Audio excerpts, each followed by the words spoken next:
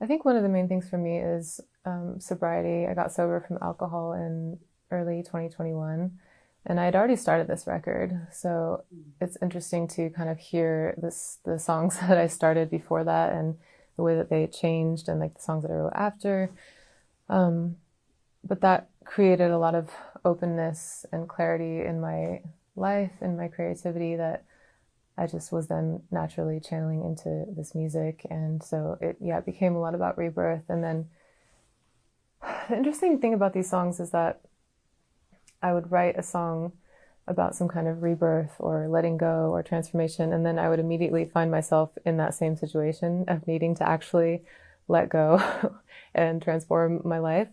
And so I had to make a lot of like really powerful decisions during this process and move forward from a lot of things. And I was recognizing a lot more of like what was toxic in my life, within myself, with, you know, relationships and so on.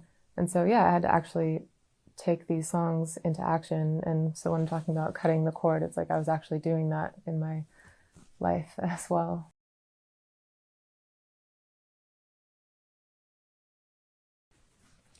Yeah, I think that over the years, as I've embraced a path of witchcraft and following the cycles of the seasons and the cycles of the moon, I've put that into my writing process a lot, and I've started to share that more because it's just been like such a positive, wonderful thing in my life, and just as a person and as a creative. And one of the main things is just really simple, like kind of creating a container, you know, like setting the space and setting the intention, maybe pulling a tarot card just for some sort of, I don't know, clarity and guidance on like what I'm going to write about at that moment. Yeah, I worked with Tyler Bates on that, who is, you know, a veteran of that world, music, cinematic world.